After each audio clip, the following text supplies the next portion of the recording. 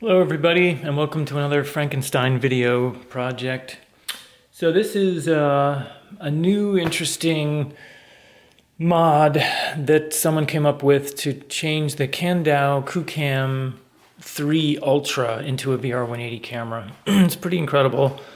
It has a lot of important features that make it special in the 3D camera zone. So this really was a Qoocam 3 Ultra, totally stock camera that I bought, and you can get a kit, and I'll have a link in the description about where you can get this kit to convert it to VR180. Basically what they do is move there would have been originally another lens here to do a 360 video, but they moved both the lenses to the front. And there's a 65mm spacing, and you have all the features that the original camera had, but in VR180 format, which is important. The thing that makes this camera the most important, it probably is because it allows you to do stabilization. So this camera does have stabilization built in, and the maker, Kandao, somehow is related to the person that made the kit, the little body piece and instruction kit to do this. It's $100 in addition to buying the camera. Of course, it'll avoid your warranty, but he has some relation to Kandao integrating with their software so that you can use a version of their software to process the VR180 video, and it does the stabilization all built in, so you don't have to do anything funny in post, which is a huge deal. It's a huge deal because there's been VR180 cameras that came out before, or ones that you can build that don't have stabilization in them, namely the Zcam K1 Pro, which is like a thousands of dollars camera. And that never had a stabilizer in it, so it really limits what you can really do if you just want to be a normal person and shoot handheld walking around. That's really what VR180 is really handy for, because you want stuff close up, busy, active, moving around. It gets you a great sense of the space. So I have an example video of what this thing does. And basically just looking at the specs of the camera, it's pretty easy to say, yeah, if this thing should be good. It has a pretty big sensor. It has stabilization built in. The lenses and everything, the way it's set up, and the software is all pretty much gotten to the point where it's pretty good. So using the video, the software and all that stuff pretty much works. I had a tiny bit of an issue with the system I had, that the older version wasn't exactly working. This new version that they have with this version of the software that you download from, there's a special version that's out there that you download when you're doing this VR180 thing. Seems to be great, seems to be working perfectly. Super happy with it. So it's 8K, 8K video that's combining both the left and the right. So you're getting, I guess, 3640 or whatever it is, two 3640 squares, of course, stuck together, produces VR180. And the results are pretty good. So the key thing is good compared to what is always the question when you look at these cameras. So it beats that thing, Zcam K1 Pro, if you're using the fisheye lenses on that. So the big reason it beats this thing out is because it has higher resolution, for one thing. Even though it's a smaller sensor, the higher resolution just is that you desperately need more pixels for VR180. High resolution is important. The VR180 that you can shoot out of the Zcam K1 Pro is 2880 by 2880, so significantly lower resolution. It's got a bigger image sensor, being twin micro four thirds sensors, but when you're shooting with that camera with fisheye lens, like the Mikey 3.5 is what I use on this camera. I specifically do not use the lenses that came with it, because the lenses that came with it strangely produce a circle that's smaller than the sensor by a decent amount. So you're wasting pixels that you desperately need. These are, what's on here right now is a Laura 7.5. This is generally how I shoot this rig. So even though this camera is great, it's a VR180 camera, I'm not the biggest VR180 fan, because you just waste pixels on the sky and the ground when you're never going to look there. You're never looking straight up, and that's what you can do with VR180.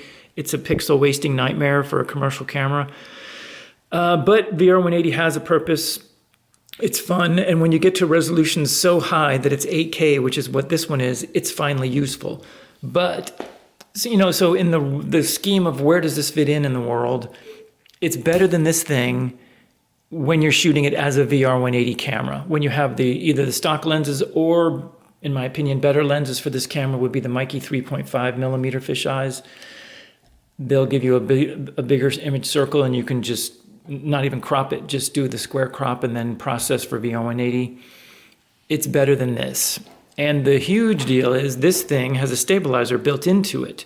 So when I use this camera, the Zcam K1 Pro, I have it on a Ronin gimbal, and that works great. It's the best option, but the thing is gigantic. I mean, the stabilizers are just big. It's hard to do anything, and you definitely can't do anything inconspicuously because you have this giant rig.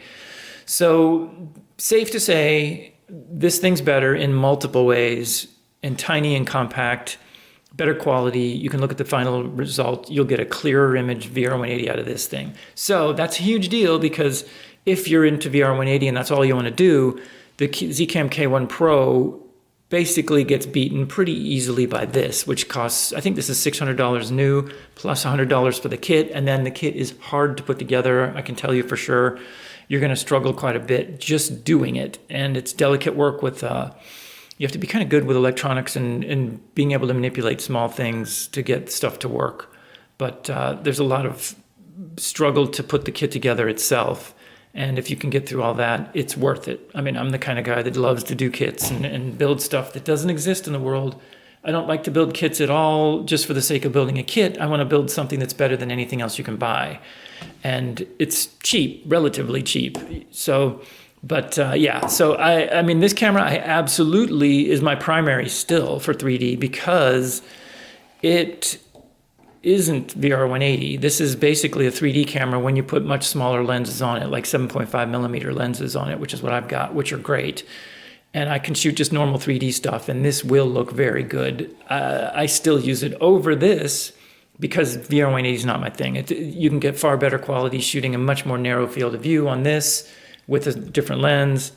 But if you're doing VR180, this thing wins just easily for a lot of reasons.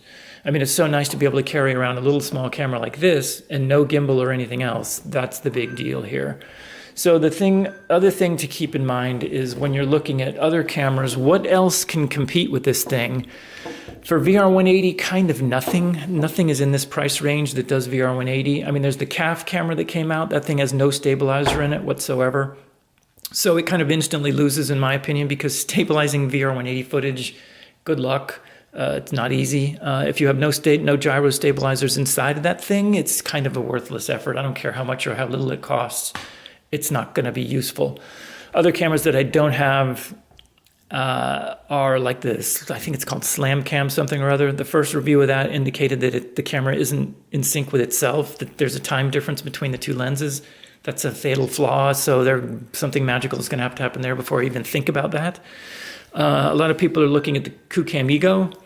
This camera is actually pretty good for stills. It has the same, 65 millimeter lens spacing, which is great. The image quality of the stills looks fine. There's a little bit of a struggle with making it focus because they built autofocus into the software, but really, seriously, you just set it to manual focus and pick your focus point and shoot that way. Most stuff will be in focus at the same distance. You have to get used to it. Quality for photos is good. Quality for videos sucks. It has a stabilizer built into it. You can get stabilized footage out of it for video, which is important. The problem is it shoots 1080p, stereo. So I don't really give this camera a whole lot of credit for breaking any ground with video, because 10 or 11 years ago, you could do exactly that with these things. So a long time ago, if you're shooting conventional 3D, which is not VR180, so this is kind of how everything fits together in the, in the spectrum of what cameras can you get to do stuff. 10 or 11 years ago, this came out, which was GoPro's, what they call dual hero system. This was a very, very good way to get two GoPro Hero 3 Plus Blacks to synchronize very well It's a little bit fiddly to get it to sync because they don't start at the same exact time, but when they both finally do start, their frames are perfectly in sync, and it doesn't matter how long you record. So the advantage of this is, of course, it's a small system. It's easy to set up and configure, and the software is all built to do this. And what I've done, of course, I've got different lenses in these GoPros. I put 5.4 millimeter lenses to get a more narrow field of view. You can't just use the original GoPro super wide lens that's in there. It's not anywhere near as wide as one of these lenses. So even though, I mean, when GoPro came out with this, it's the Hero 3 Plus Black, which you can basically just get away. You can do 4K at 15 frames per second, but that's kind of worthless. So the realistic thing you're going to be shooting with this is 1080p 60, which is what the Qoocam Ego does. So this is 11 years old at this point. So it's hard to say that these people get credit for building something that I already had 11 years ago. This does great stills and video and everything.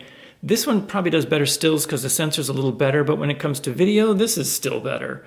So just a couple years after that, the capabilities of doing a Mewpro custom rig came up, which this is using two GoPro Hero 4 Blacks.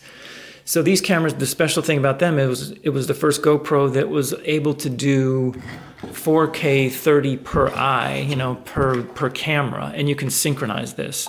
So this is the foundation of how they did synchronization for the GoPro Omni, which is the first real 360 camera that had 6 GoPros, I think it was 6, shooting in every direction. I own that system too, and it really does work well. The quality of that thing is still very good. I think it's even better than any of these 360 cameras, better than the Insta360 X4, better than the this Qoocam Ultra 3. It's better in the sense that if you're sitting on a tripod with it, it'll shoot a better quality image than these things would in their original 360 format. But it's impossible to use. It has billions of stitch lines. It has no stabilization in it. These cameras, the modern ones, are radically better with their stabilization and ease of software and all that stuff. Using the GoPro Omni, I almost never use it because it's so difficult. These new 360 cameras are so good. So what I can say about using, for normal 3D stuff, it's like no one's really getting there yet. No one's been able to pull it off. This thing's close. If it did video at 4K per eye, I'd say you got something, but they don't. They're here. They're back where we were 10 years ago when I could build this. So this thing does shoot very good video at 4K. It really looks good. You need a lot of light. These are slightly older sensors, at 10 years old. But the quality you get is really good, if you got enough light. And it's 4K per eye, so that it's a big deal. You can do that. So when any camera comes out and they're like, hey, we're doing 1080, 60 frames per second video in 3D, per eye, I'm like, that's 10-year-old technology. You had the ability to do it 10 years ago as we did it. I bought a kit from Mewpro. I can include the link on that as well. It's a kit. You buy a circuit board. You have to build the circuit board. Connects these together, genlocks them. That was just some random guy that figured this out. And the camera makers did it amazingly with this back. It's just GoPro didn't choose to make this back work for the next camera they built, which was the 4, which is heartbreaking because that would have been a phenomenal solution for all the 3D people out there. But all these cameras have no stability in them, which makes it extremely hard to just walk around and shoot stuff handheld, or just stand still and handhold is bad enough. What makes these cameras better is you can stabilize with them. They have gyros in them, both of these. So, for video, this isn't that good. But even though I don't think this is good, it's shooting such a narrow field of view. It beats this if you're looking for quality at a more narrow field of view. So that's really the trick with all this stuff is, personally, I have some use for a VR180 camera, especially when it's now finally gotten to the point where you have stabilization built in and it's 8K. That's so many pixels. You can make use of it. And when you do stills on this thing, it's surprisingly not that bad. It's still bad because you're trying to stretch these pixels across 180 degrees field of view in both directions. That's quite a lot. And no VR180 camera is ever going to produce the quality you want unless it's at a phenomenally high resolution that you wouldn't even want to deal with. So there's reasons why there's a niche market for VR180. It's sad that nobody still can get their stuff together to produce a conventional 3D camera. So this is where Acer has come up with the Acer Spatial Eyes camera. Unfortunately, that thing, it has higher resolution. They're using a tiny sensor in there. It's 1/2.8 inch sensor. So I'm going to buy the Acer. It should beat this thing in video and probably will match it or be similar in stills. But I'm sure I won't be thrilled with it. And I'm sure at the end of the day, most of the 3D stuff I do is going to be to continue to use the Zcam K1 Pro as a non-VR180 camera, just a conventional 3D, because I use smaller lenses. So that's the scope of everything here. So I have test video, of course, that I've shot with this camera, so you can see how it compares. It's pretty easy to say nothing beats this. For the money, there's no way in hell anything beats it. I mean, you can buy this for $500, I think, or $600, I think, even new, and then $100 for the kit. There's nothing out there that is VR180 stabilized. So the last real camera that did VR180 stabilized was the Insta360 Evo. There's been some weird off-brand makers that have come up with stuff like the FM Duo, which costs many thousands of dollars, and some other strange stuff, but nothing relatively consumer grade cheap was doable. So this is doable. I'm going to use it and see how much I can get out of it. Of course, the form factor is funky as hell. But this, initially when I started using it, I'm like, boy, this is just going to be not good. But you really do notice after using it for a while, you need this big old chunk here because you want to hold it somehow. And you can hold it like this and your fingers aren't in the shot. This is a problem with Insta360 Evo. If you ever use that, your fingers are in every shot because unless you build up some special tripod mount that pulls you away from the camera, you're always having trouble holding it. So this is hard to put in your pocket and it's hard to pack in a bag. But in use, it feels great because you can just hold it like this. It's really nice.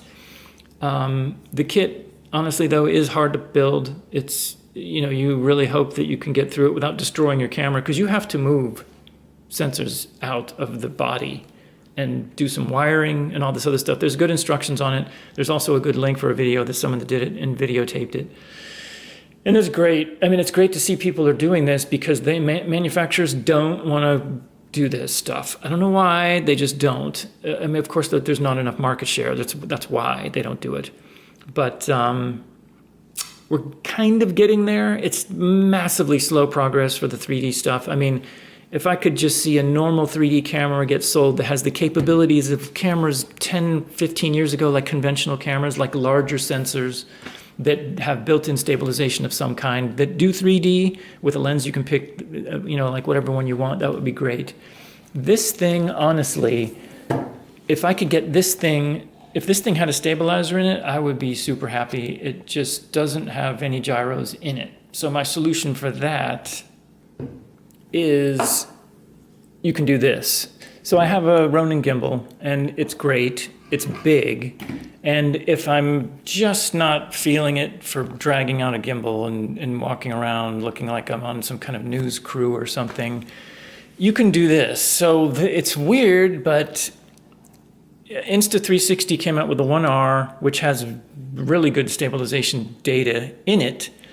And you can shoot, if you want to record, if you're outside where there's a lot of light especially, you can start your recording on this guy because this has gyro data built into it, and then start recording on the main camera. And then in post, you can synchronize each one of these independently with the gyro data from here using GyroFlow's stabilizer software.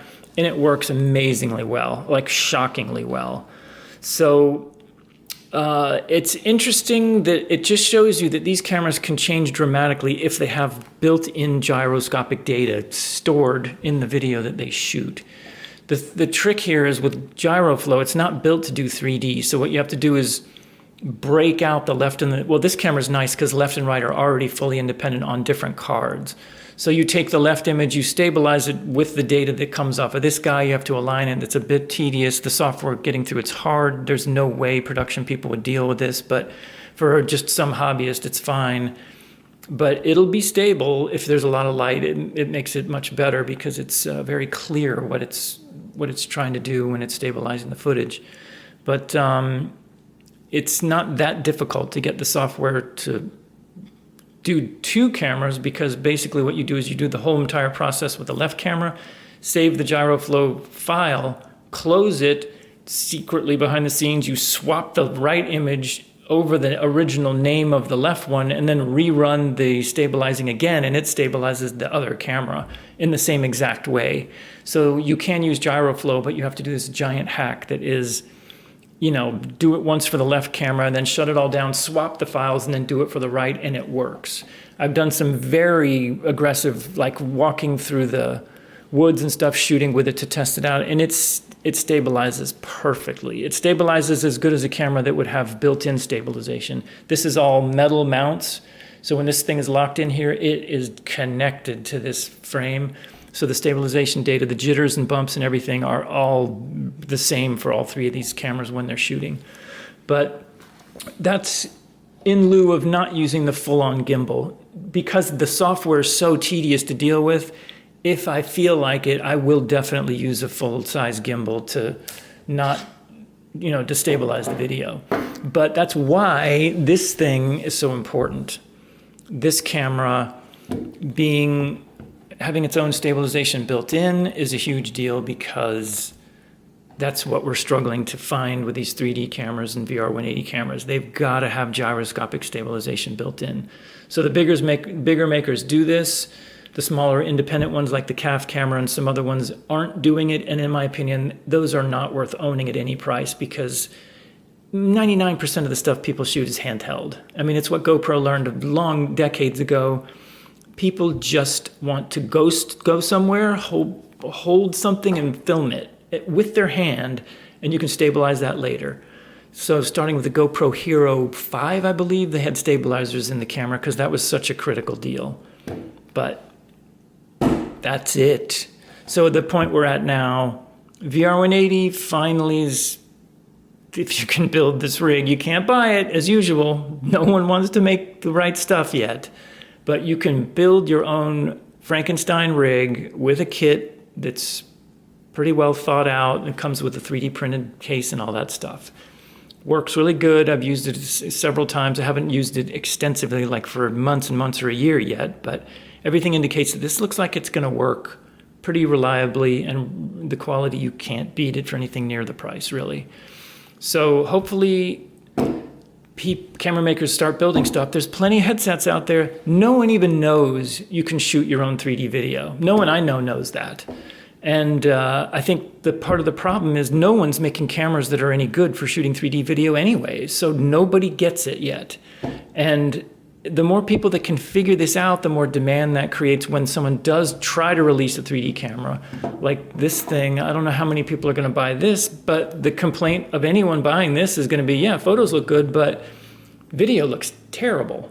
I mean, it's video that you would have gotten out of an ancient GoPro that was made 12 years ago. I mean, that has to turn the corner for these things to really be something that people are like, hey, there's an easy way to do it. They're still not. So also VR180, it's not a commercial format that really should have been popular, because the image quality is so bad because you're stretching all the data across the field of view, but it could work for stuff when you're very, very close to your primary subject. Like if you're indoors or everything is very close. I mean, of course, doing this rig, it's not waterproof anymore, which is sad, but hopefully we see some cameras that are starting to come out with these features already from the factory. But me being just an electrical hacker and mechanical hacker, if someone helps me out on the other end, I can get there. The guy that built this rig was really smart, figured it out, put a little kit system together. Great idea, works really good. So happy about that. Hopefully that can help somebody. So that's kind of the state we're at still. I'm still waiting for someone to come out with a camera that's kind of like this, that just shoots 4K per eye with a stabilizer. That's all I want. It doesn't exist yet. Not in the affordable stuff I've ever seen. Hopefully that comes up soon. But good luck. If you want to take this on, it's not easy. I can tell you that. The kit is not easy to do. You have to tear your camera apart, void the warranty. But if you're good at it, you might be pretty happy with the results. So I'll post the video that shows what this thing, how it works. It's not like the most awesome video you've ever seen. It's just kind of a demo of what it's like walking around shooting it in a pretty typical VR180 kind of method. So that's it. Hopefully I can have a video soon here that someone did make the right camera.